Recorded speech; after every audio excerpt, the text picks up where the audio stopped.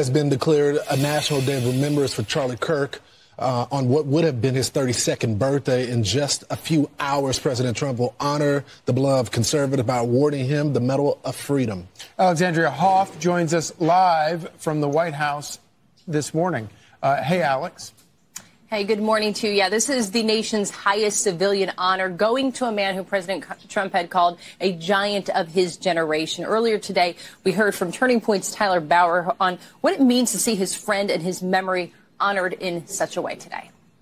A young guy who was the most brilliant speaker that I had ever met, could really capture a room within moments and change hearts and minds. Yeah, it's well deserved. Again, it's an emotional moment because we know how deserved it is.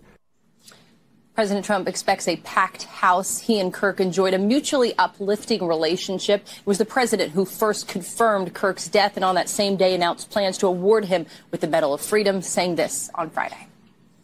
A friend of mine, a friend of all of ours, a friend of a lot of the people right here. And we're giving him the Presidential Medal of Freedom, which is the highest honor you get outside of the Congressional Medal of Honor. One's military, one's civilian. They're going to have a great celebration at the White House, in the East Room of the White House.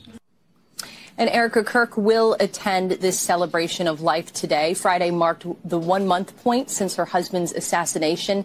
And on that day, she shared a reflective message steeped in adoration, writing, "They say time heals, but love doesn't ask to be healed. Love asks to be remembered. It's humbling to realize that this magnitude of suffering didn't steal my love for my husband. It amplified it. It crystallized it. And what I've realized through the past 30 days is the greater the suffering, the purer the love. And I have never loved him more than I do now." So it was last month that the Senate, through unanimous consent, agreed to a resolution that would mark today as a National Day of Remembrance for Charlie Kirk. Guys. What a beautiful thing. And, of course, President Trump made sure to get back in the middle of the night from Egypt in order to be at the White House in time to do that. Great stuff. Thank you, Alex. Thank you, Alex. Gosh, he was only 31 when he died, and what an impact he made at such a short time. And it's only been a month since he died. Yeah. It's just extraordinary.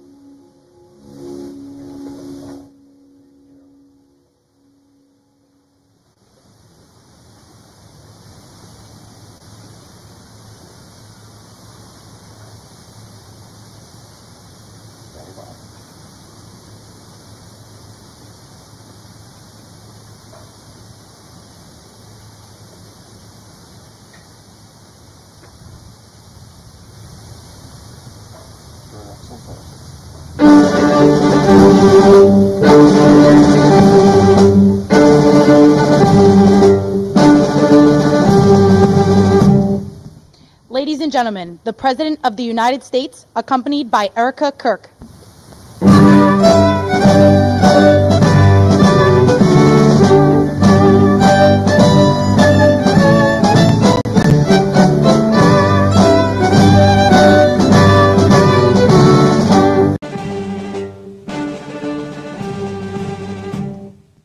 Ladies and gentlemen, the President of the United States, accompanied by Erica Kirk.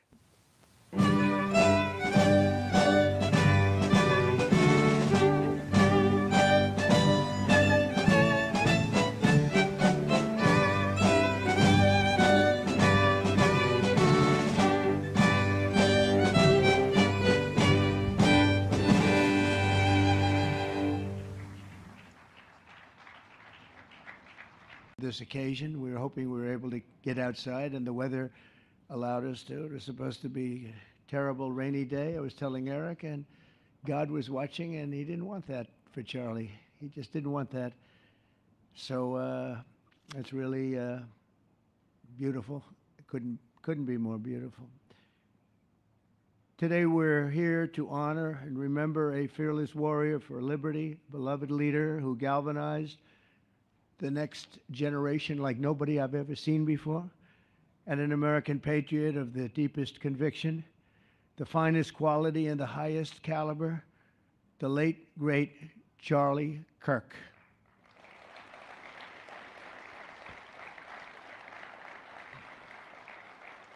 Five weeks ago, our nation was robbed of this extraordinary champion. He was a champion in every way. I got to know him so well.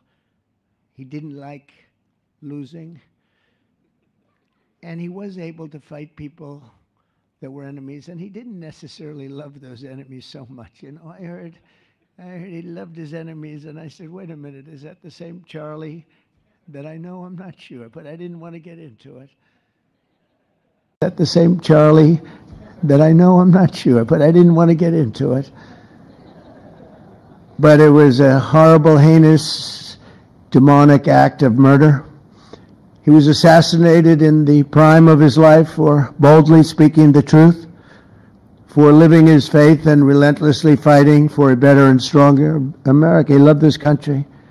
And that's why this afternoon it's my privilege to posthumously award Charles James Kirk, our nation's highest civilian honor, the Presidential Medal of Freedom. Thank you.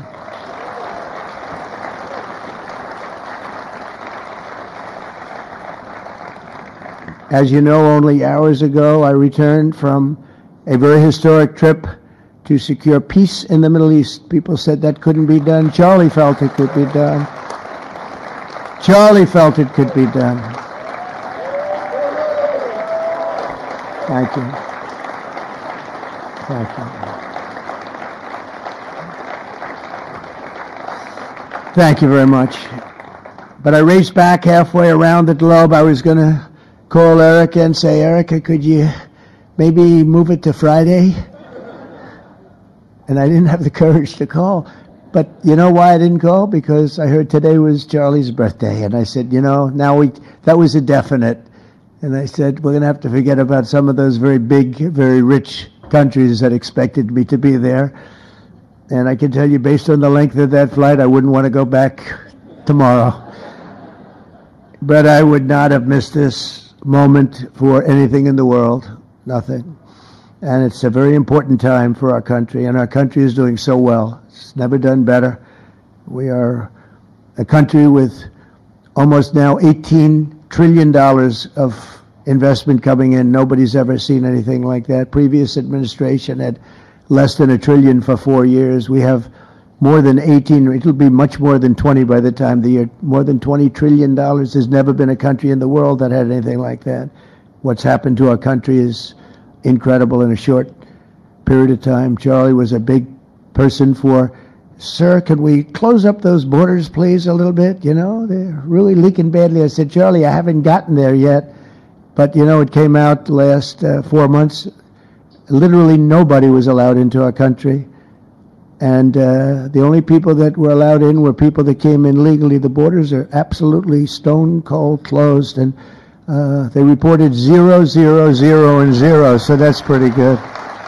But he was a big believer. He wanted people in the country more than I did, frankly. He wanted them to come in legally, and he got his wish. October 14th is Charlie's birthday, and he should have been turning 32 years old. I tell you, when I first met him, he was like 22, and I said, boy, he's awfully young, but I thought he was older than that, you know. He looked a little bit older than his age. That's okay, you know. That's not good when you're old, but when you're young, it's great. He had the best of all things, but he was special. But instead, Charlie is attaining a far more important milestone. We're entering his name forever into the eternal roster of true American heroes. He's a true American hero, an amazing person, way, way beyond his years. And I'm honored to be joined by a woman who has endured unspeakable hardship with unbelievable strength, and that's Charlie's widow, Erica. And I just want to thank you, Erica. He loved you so much. I was with him. Oh, please. Thank you, darling. Thank you. I was with him before I met Erica, and he told me he was going to get married. He said, "You won't believe how beautiful she is." I said, well, then now that I meet her, he's right. But then he also said, and you know what? She's like the smartest person I know. See, they do go together on occasion. Not often. Not often. But on occasion they go together. But he was in love with you. He was deeply in love with you. It's great. Erica, your love and courage have been an inspiration to all of us, and we will always be here for you, and we're always going to be here for your gorgeous, beautiful children, and we'll never forget what your family has sacrificed for our country. Man loved our country. When things were going badly for our country, he was so, as you know, angry. He would get angry because he said it doesn't have to be that way. We're also pleased to be joined by an incredible group of Charlie's friends, very powerful friends, actually, and some not so powerful, and they're actually better people, okay? I know them all. They're the less powerful ones. I have to tell you that, all of you power guys down here. The best ones in the group are the ones that are less successful, but that happens too. No, they're all great, and they're here. And let's start with Erica's father. Where is Erica's father? Where are you? Where are you, Dad? Oh, look at him. Wow. I want to get a hat like that, too. I like that. How are you? Nice to see you again. Thanks as well to Vice President J.D. Vance, who's been fantastic. J.D., thank you very much. Great. Doing a great job. Did a great job on Sunday with George Slopadopoulos. I thought put him away pretty good. Second lady, who's a phenomenal woman, Usha Vance. Thank you very much, Usha. Thank you very much. Great woman. President of Argentina. He wanted to be here. That's Argentina's a serious flight, right? And he's become a superstar, and he's doing amazing things. He's a MAGA person, but it's make Argentina great again. That's what he does, right? And I want you to stand, please, Javier Milei. Doing a great job. Thank you very much. Many members of my cabinet are here. Just about all of them are here. I won't go into every single one of them, but I'll announce a few of the people that have really turned this country around and helped me. Incredible people. Speaker of the House, Mike Johnson. Where is Mike? Mike, what a job you're doing, Mike. What a job you're doing. And I watched you this morning, and you're in there trying to say, look, just let the country open. Everything will be fine. We're dealing with some radical left lunatics. And I just wish Charlie was here to fight us. I think the fight would have been over already. He would have had a march on the Capitol by people whose average age is about 21, because there's nobody that had that relationship with young people. Right, Mike? So thank you, Mike, for being here. House Majority Leader Steve Scalise. Steve, thank you very much. A brave guy and a friend. House Majority Whip, another terrific man, Tom Emmer. Tom. Thank you, Tom. Senate Majority Whip, John Barrasso. John, thank you very much. You have all these senators. I'm going to get in trouble. I'm not going to read all their names. I'll be reading all day. We'll be talking about Charlie in about 45 minutes from now. We can't do that. So all of the senators, there's so many of you, thank you very much. I do want to thank Senator Thune for doing a terrific job. He's really been leading properly. Do you agree, Mike? The two of these guys have been fantastic. So to Senator Thune, I want to thank you very much. Incredible job. I watched him this morning, and he was out there pounding them this morning on television, too. And John Barrasso, thank you for the work you've done, and congratulations on your success. But I want to thank you all and all of the Congress people that are here. And I see we have our Attorney General here, and you are doing a fantastic job. Thank you very much, Pam. Thank you. Thank you very much. We have everybody. Wow, that's incredible. Okay, I'm not going to do any more. I'm going to be here too long, but I just want to thank you. Have given him such support, but he always gave you such support. That's why you're here. And very unusual. Charles James Kirk was a visionary and one of the greatest figures of his generation. He was truly an amazing figure and growing leaps and bounds. He knew that the fight to preserve our heritage is waged not only on the battlefield and in the halls of power, of which we have tremendous power here, including the head of a place called war. We call it now war. We had defense. We had our Secretary of Defense. Now we have a Secretary of War. And somehow I think it's more emblematic, and hopefully we'll never have to use war, but the fact that we're ready is very good. Peace through strength is very important, but also in the hearts of our nation's youth. That's where Charlie rode strongest. At age 18, that insight inspired Charlie to found the organization that ultimately touched the lives of millions and millions of people, and so many young people that nobody's ever seen anything like it, frankly. Turning Point USA. It's amazing, and it's actually bigger now. It's become bigger in the last few weeks than Charlie ever thought. I think his end vision in many years from now would have been just a fraction of what it turned out to be in a couple of weeks, right? It's amazing. With hard work and joyful spirit and endless enthusiasm and determination. And he did have great enthusiasm. You know, I always say you need enthusiasm to be successful. He had great enthusiasm. Charlie grew Turning Point into the largest conservative youth organization in the entire country. He forged a personal bond with countless young conservatives. He fought for free speech, religious liberty, strong borders, and a very strong and proud America. In everything he did, he put America first. He really put America first. And ultimately, Charlie became more than a leader of an important organization. He became the leader of historic movements all over the country. There were movements, individual movements, one movement, but it was historic. Everything he did was historic, and a true evangelist for the cause of freedom and the word of Almighty God. God was very important to Charlie. He would say, you know, if you don't have religion, you're not going to have a strong country. It's true. He was so wise beyond his years. You know, I talk to him sometimes and say, this guy is like a young guy. He was really a wise man.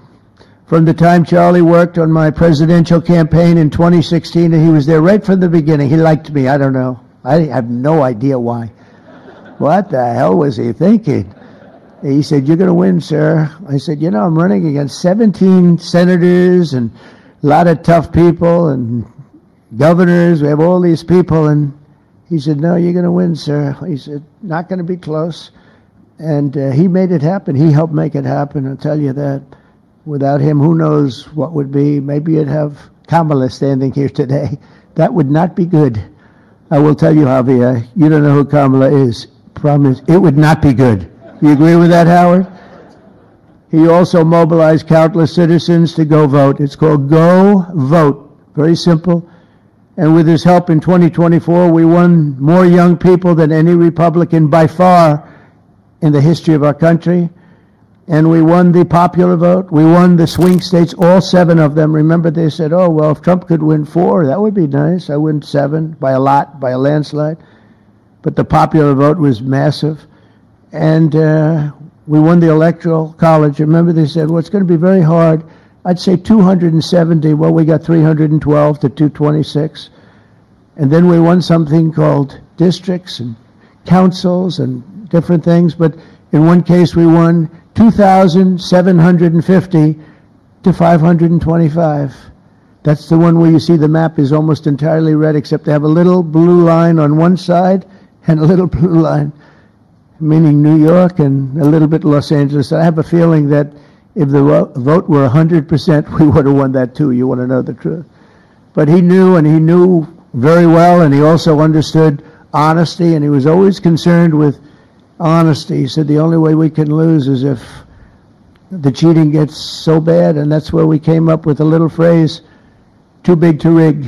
We said, go out and vote. Just go out and vote. And we had that. Remember, we used to say that all the time because people would say, oh, they're going to win. We don't have to vote. Let's go to a movie. We'll come home and watch later.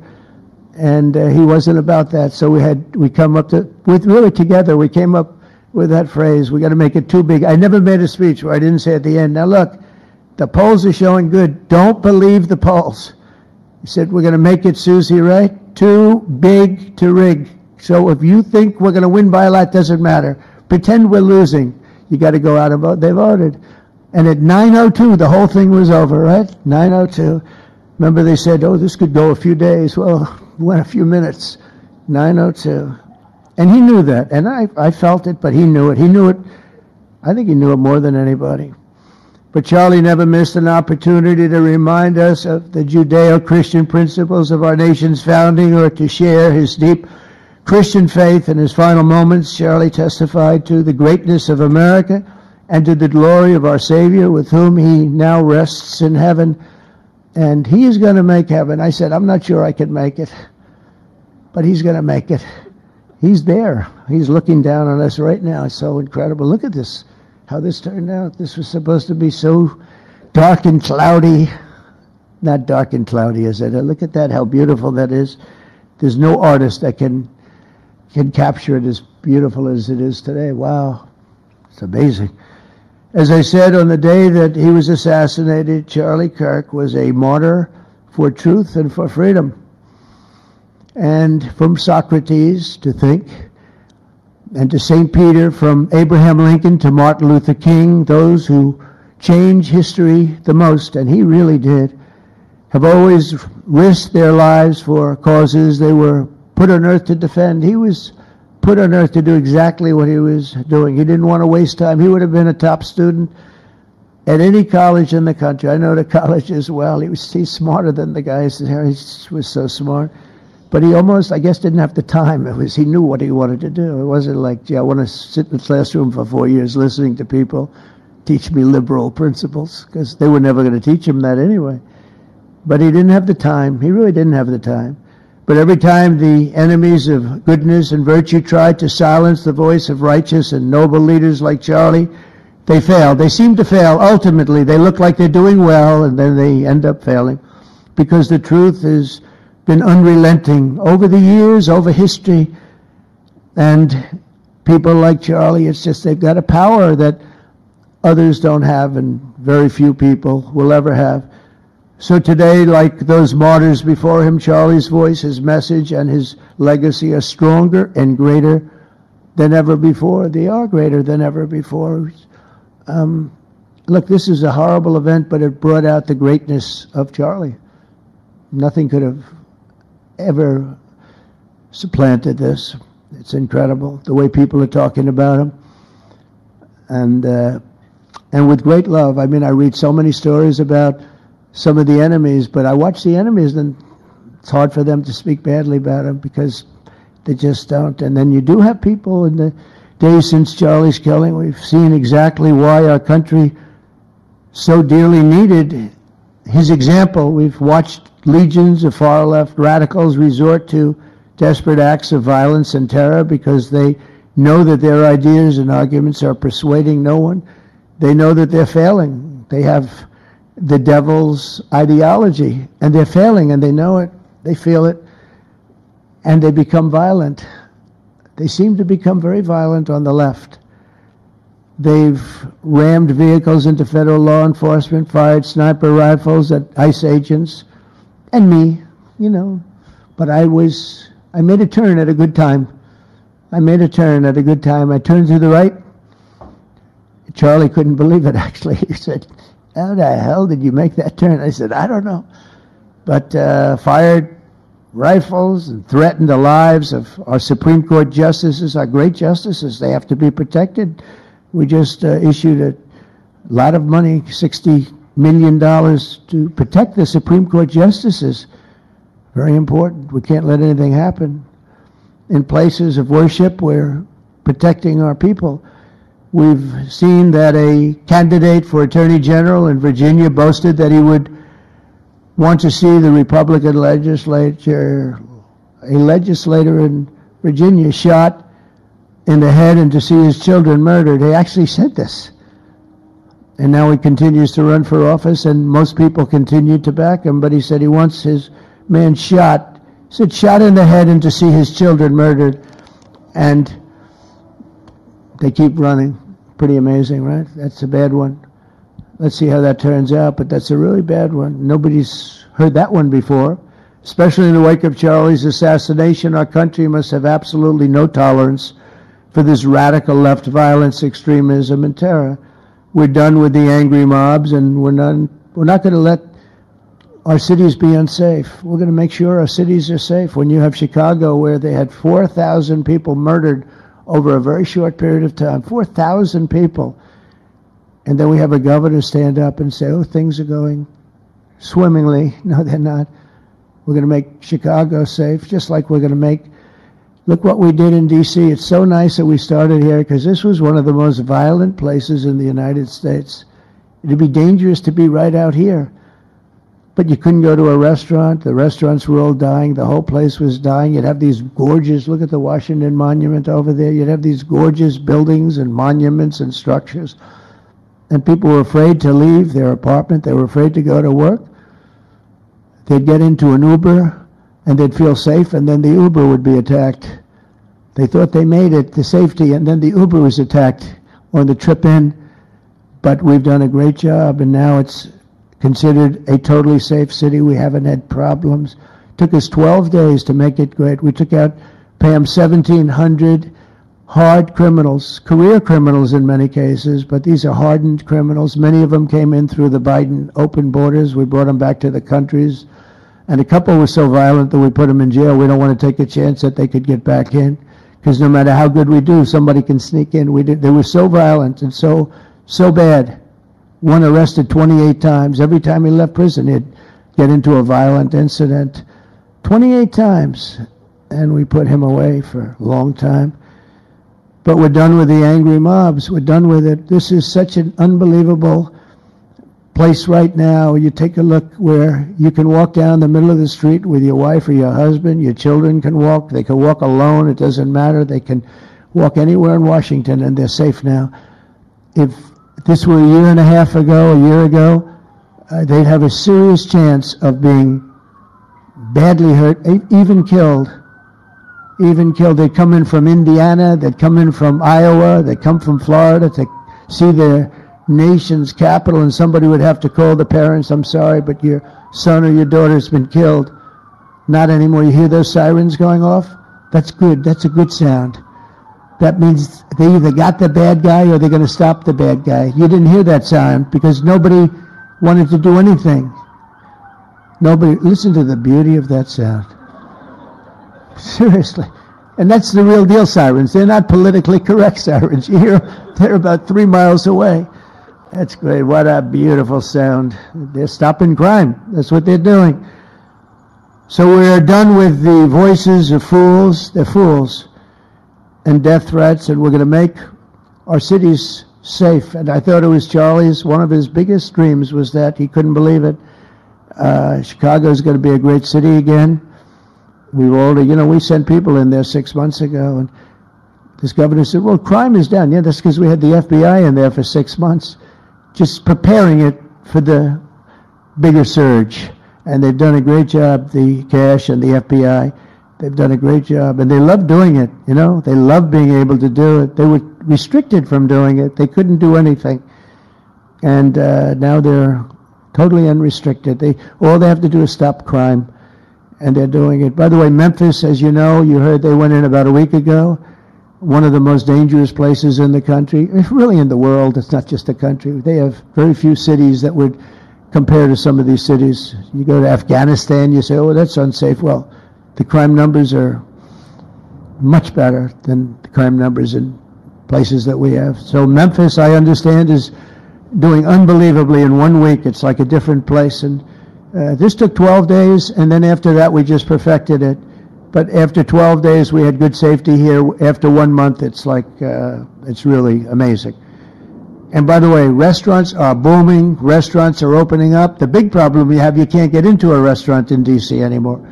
So they're opening up. It's a beautiful thing to see. It's called safety.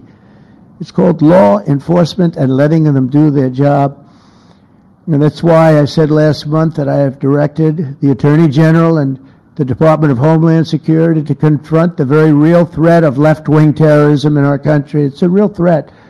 Not when you confront it, it's not, because they're not brave people. In fact, they're cowards. When you confront them, they immediately fold. You have to see them fold. You have to see them crying. They fold. But it includes dismantling the networks that fund them and finance them, and we're finding out who those networks are. We already know quite a few of them. When you see these violent incidents, and then you see people holding this gorgeous sign with beautiful wood, beautiful cardboard, wood, everything's perfect paint job, and they're all the same. There are thousands of them. You know that they weren't made in the basement out of love. They were made by anarchists, and in some cases wealthy. I'll probably find some of my nice friends that are up there being so nice to me, especially lately. They're being very nice. But it surprises you who they may be, and you almost wonder why would they do it? But they're hurting our country, and we're really taking it back one by one. If we didn't go into Los Angeles early on in the administration, the commissioner, the chief of police, Los Angeles, said if they didn't go in, we would have lost our city. Now, they already lost 25,000 houses to fire because they wouldn't let the water come in from the Pacific Northwest, which they should have done. And I said, you better do it. They didn't do it, and we had 25,000 homes where they had no water in their sprinklers, they had no water in their fire hydrants. It would have been a different kind of a thing if they did what they were supposed to do. We had to break in. We broke in and had the water come down. They said for the environment, it's great. They lost 25,000 houses. It's incredible. But the commissioner said without the federal government and President Trump's intervention, we would have lost the entire city. And we have the Olympics going there soon. I got the Olympics. We have the Olympics. We have the World Cup. And we have, most importantly, we have the 250th anniversary of our country. That's going to be most important. And all of these things are happening. And we're going to have safe cities. We're going to have very, very safe cities. So 1 month after Charlie's death, we still feel the terrible shock and the pain of his loss like just about nobody I can think of. Charlie Kirk was one of a kind. He was unstoppable. And he really was. Boy, when he had an idea in his head, he would call me, sir, please, you haven't done it yet. I said, Charlie, relax. Just relax. He didn't relax. He'd call me the next day again. It got it done. But he was like indomitable and always will be. He's really irreplaceable. Nobody can replace him. But they're going to do great, but you can't replace that kind of person and that kind of talent, frankly. The word talent is an important word, but that kind of talent. So we hold his memory in our hearts forever. Every single day of this administration, we will continue to carry out the mission for which he lived, and he really did. He lived for this country. He lived for his wife and his family, but he lived for this country too.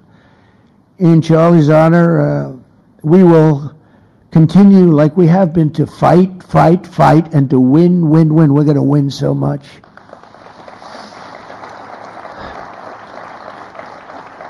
So the Presidential Medal of Freedom is a big deal. You have the Congressional Medal of Honor, military, and the Presidential Medal of Freedom, which is civilian. And the Presidential Medal of Freedom is a really big deal. Very few people get it. Very few people, frankly, qualify. It's a decision of the president, but it's a qualification that's a very hard one to get. And I would like to ask, if I might, the military aide to read Charles James Kirk's citation for the Presidential Medal of Freedom. Thank you very much. Thank you.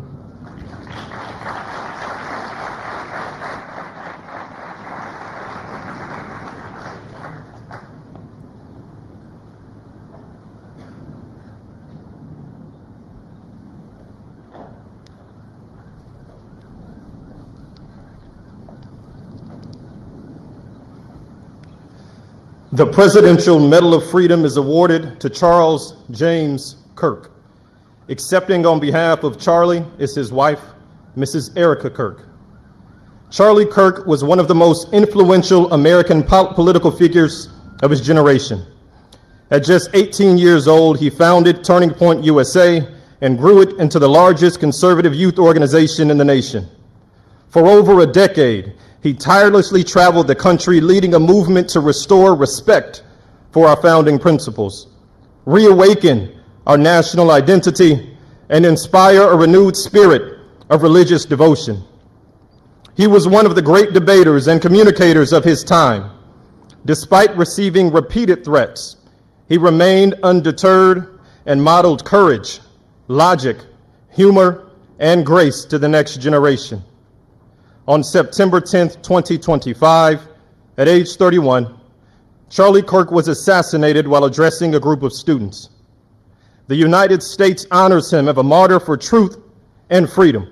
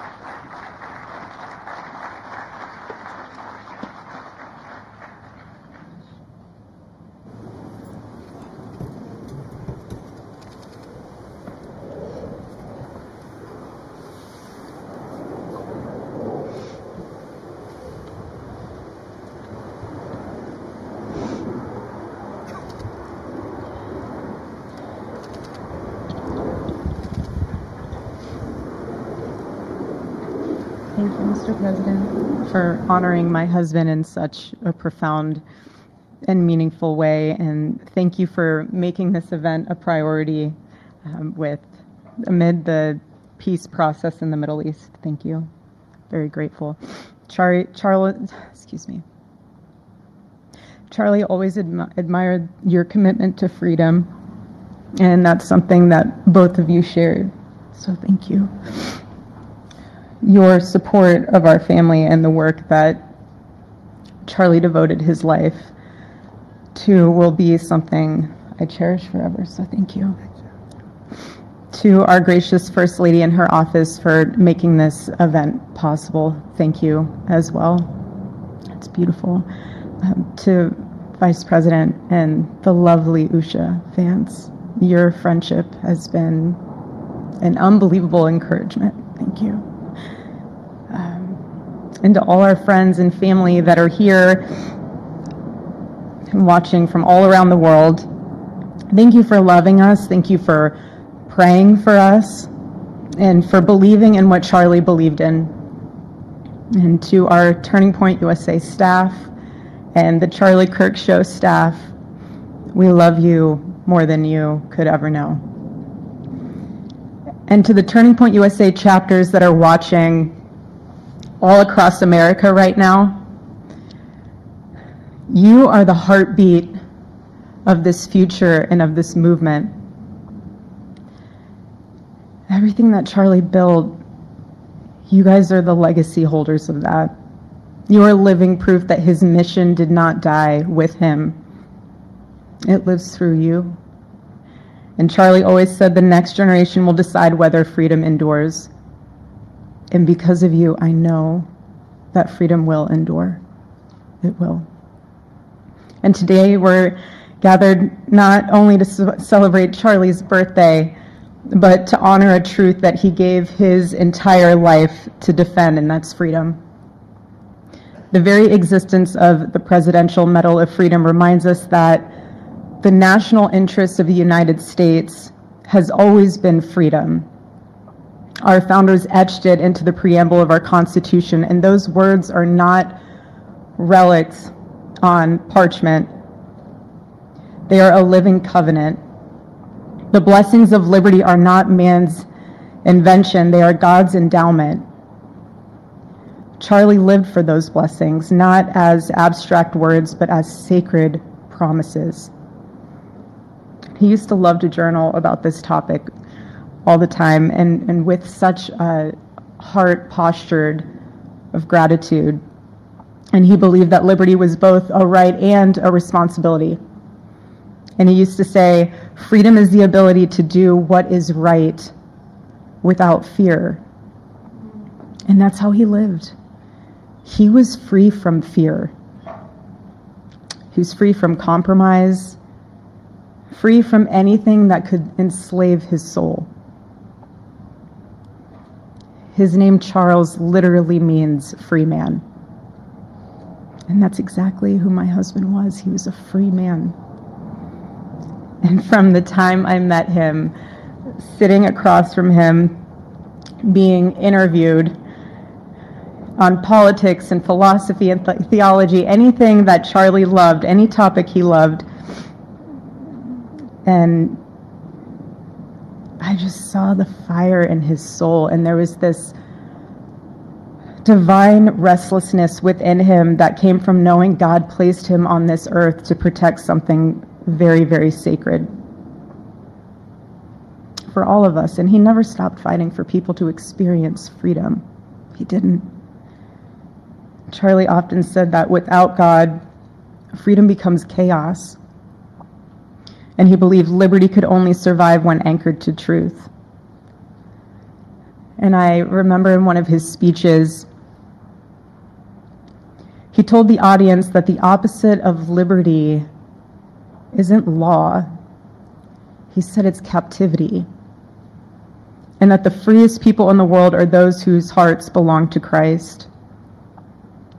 But what's so powerful is that Charlie had the ability to communicate so brilliantly across all generations. And he reminded us that in a world that tells us freedom is doing whatever you want to do, the real freedom is the power to live freely and to do what is right. And in one of his journal entries, he wrote that he wanted everyone to know that you can't have liberty without moral responsibility. Freedom divorced from faith eventually just destroys itself. And what's so fascinating about all of this is looking back these past 12 years of Turning Point USA and his mission, there's almost this veil of sacredness. Because what I realize is that while he was building an organization, he was also building a movement. One that called people back to God, back to truth, and a movement that was filled with courage. And ironically, for a man who impacted millions, Charlie never desired to be the center of attention. He just wasn't. My husband was not a man of extravagance. He loved simple but deeply meaningful things. Truly. He loved his late night walks. He loved buying more books than he could ever read because he felt there was no such thing as a book budget. And he loved being able to read to our kids the same bedtime story on repeat because he knew it was their favorite. And but to him that was special. And he loved to sit in the sun on a Saturday morning with his cup of decaf coffee, and his phone was off because he was honoring the Sabbath. And for him, it was that moment to catch his breath and just be in peace, because he was unreachable at the moment. And he preferred quiet birthdays. But that never stopped me from telling him. I told him every single year, I said, baby, I love your birthday. I said, because it's the day that God knew the world couldn't go another day without you.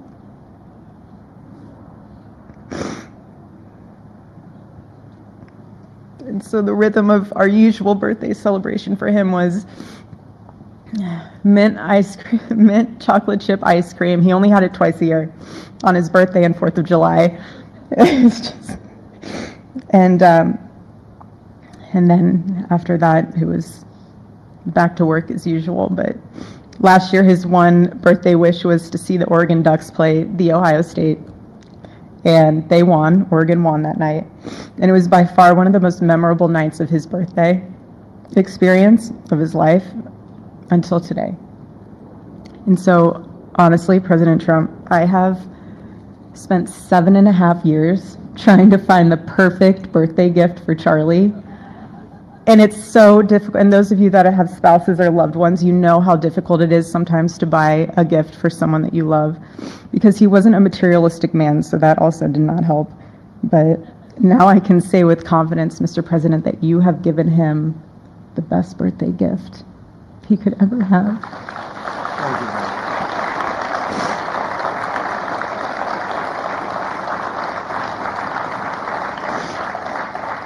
you. It's such an honor, and the recognition of a life lived for defending freedom. And that's what Charlie fought for until his last breath.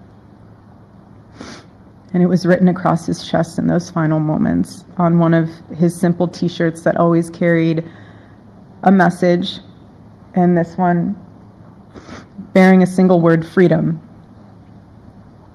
That was the banner over his life, and that shirt was a declaration.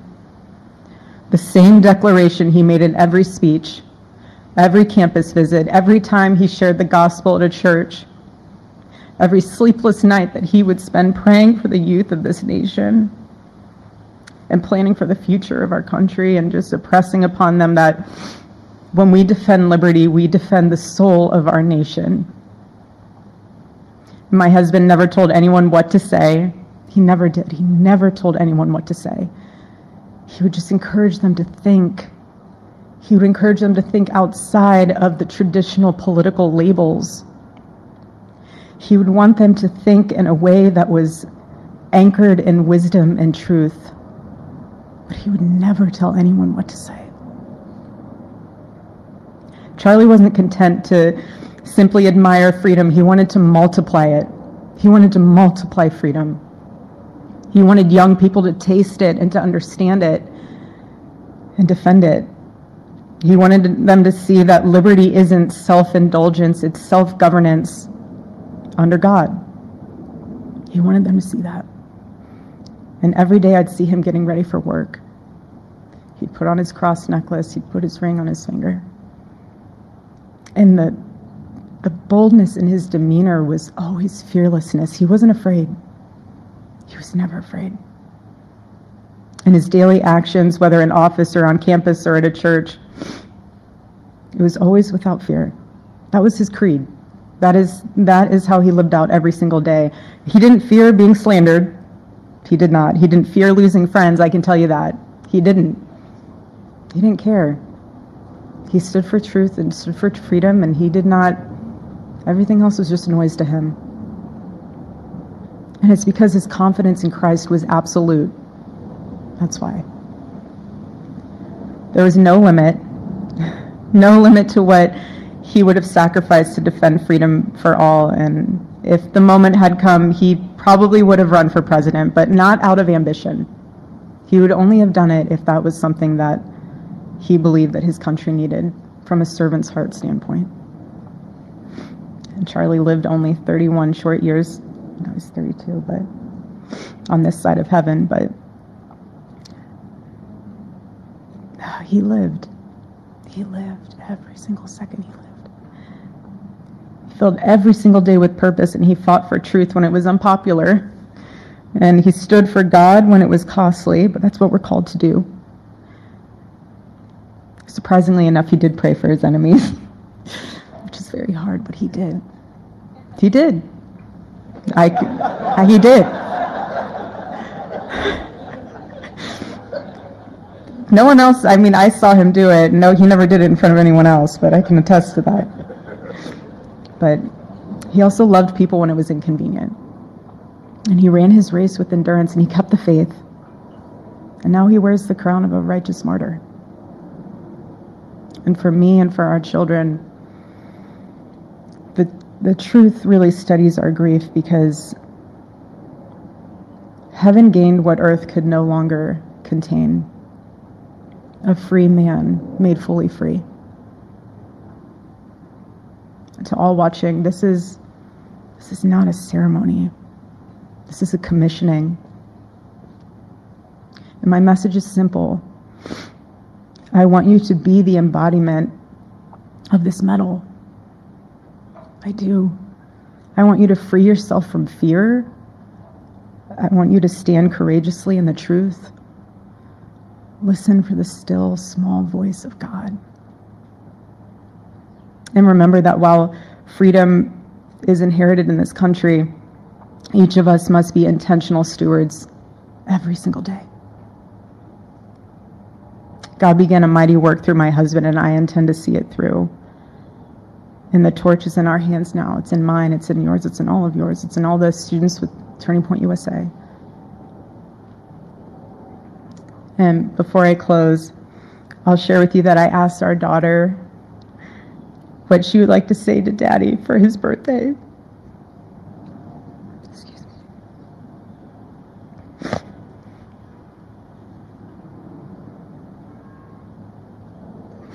She said, "Happy birthday, Daddy. I want to give you a stuffed animal.